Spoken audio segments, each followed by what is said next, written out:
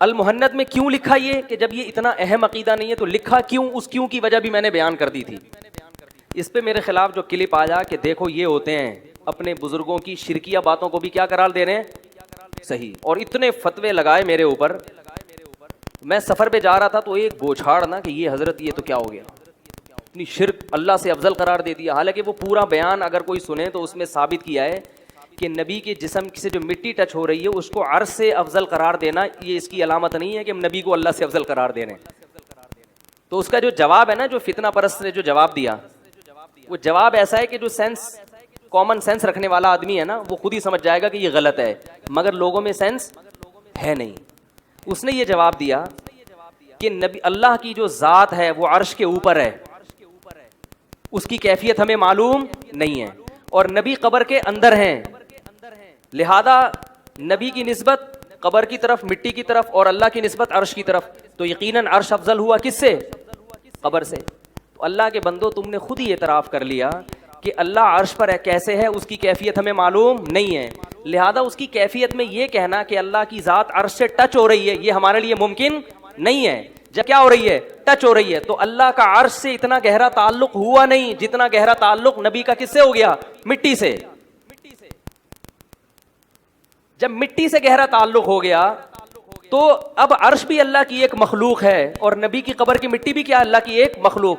تو اللہ کی ایک مخلوق کو اللہ کی دوسری مخلوق پر ترجیح دی جا رہی ہے، اللہ پہ ترجیح نہیں دی جا رہی.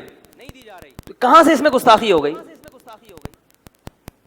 دوسری بات میں نے یہ کی تھی اسی کلپ میں کہ اگر کوئی یہ مانتا ہے کہ اللہ کی ذات عرش سے مس ہو رہی ہے پھر یقیناً وہ یہ بھی مانے، پھر ہم نے بھی پابندی نہیں لگائی، پھر ہم کہتے ہیں کہ پھر مانو کہ عرش کس سے افضل ہے؟ قبر کی مٹی سے. لیکن علماء دیوبند کا یہ عقیدہ ہے ہی نہیں کہ عرش ٹکرا رہا ہے کس سے؟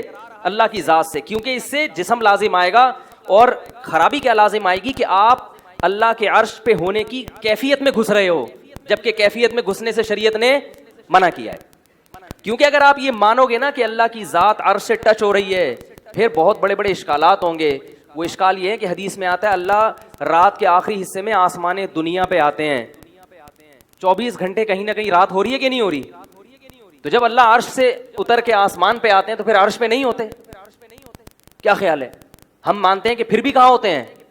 عرش پہ ہوتے ہیں. پتہ یہ چلا کہ اللہ کی ذات کی باریکیوں کو کوئی بھی نہیں جانتا. کیونکہ اگر آپ یہ کہو گے کہ اللہ رات کے آخری حصے میں آسمان دنیا پہ آتے ہیں تو پھر آپ کو یہ بھی ماننا پڑے گا کہ رات کے آخری حصے میں آسمان دنیا پہ ٹچ ہو رہے ہوتے ہیں، اور جب وہاں ٹچ ہو رہے ہیں تو پھر آسمان کی فضیلت کس پر ہو گئی؟ قبر کی. بولو نا بھائی، مٹی پر.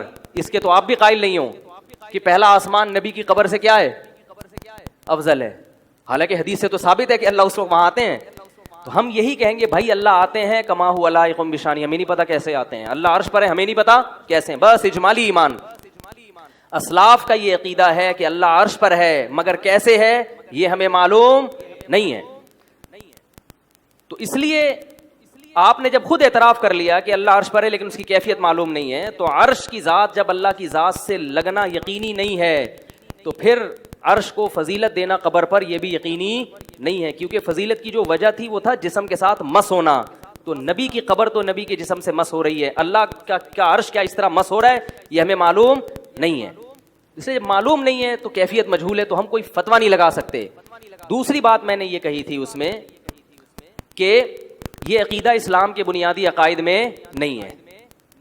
اگر کوئی اس کے خلاف عقیدہ رکھتا ہے کہ نہیں عرش افضل ہے قبر کی مٹی سے تو بھی وہ صحیح ہے، اور اگر کوئی کہتا ہے کہ کوئی عقیدہ نہیں ہے میرا اس بارے میں تو بھی ٹھیک ہے. کیونکہ اسلام نے جب کسی چیز کو وضاحت سے بیان نہیں کیا تو آپ کے لیے اس میں کوئی بھی عقیدہ رکھنا ضروری نہیں ہے. اس پہ یہ تبصرہ کیا گیا کہ اسلام کے جو عقائد ہیں نا اس میں دو رائے نہیں ہو سکتی. عقیدہ کیا ہوتا ہے؟ ایک ہی ہوتا ہے.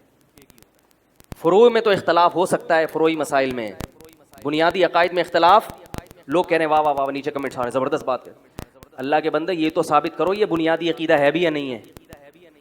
اور یہ آپ نے کہاں سے نکالا کہ عقائد میں اختلاف نہیں ہو سکتا؟ اسلام کے وہ عقائد جو بنیادی ہیں جس کو قرآن و سنت نے وضاحت سے بیان کر دیا ان میں اختلاف کی اجازت نہیں ہے. جن چیزوں کو قرآن و سنت نے بیان نہیں کیا اس میں درجنوں رائے بھی ہو سکتی ہیں. یہ خود آپ کا خود ساختہ گڑا ہوا نظریہ ہے کہ عقائد میں اختلاف نہیں ہو سکتا ہے عقائد میں بھی. سماع موتا میں اختلاف ہے یا نہیں؟ مردے سنتے ہیں کہ نہیں سنتے؟ اہل حق علماء کا اختلاف ہے اس میں، حالانکہ یہ نظریاتی اختلاف ہے، یہ فروعی اختلاف نہیں ہے. اور بہت سارے مسائل ہیں. پھر میں نے ایک بات دعویٰ یہ بھی کیا کہ قاضی عیاض جو اس امت کے بہت بڑے فقیہ ہیں اور بہت بڑے محدث ہیں اور متفقون علیہ، کوئی مسلک ایسا نہیں ہے کہ ان کا نام توہین سے لیتا ہو. قاضی عیاض نے الشفا ان کی کتاب ہے، اس میں یہ لکھا ہے کہ اس پر امت کا اجماع ہے کہ نبی کی قبر کی مٹی اللہ کے عرش سے افضل ہے. نبی کی قبر کی مٹی اللہ کے عرش سے کیا ہے؟ افضل ہے. بعد میں ابن تیمیہ رحمہ اللہ نے اس پر رد کیا کہ نہیں، اس پر اجماع نہیں ہے.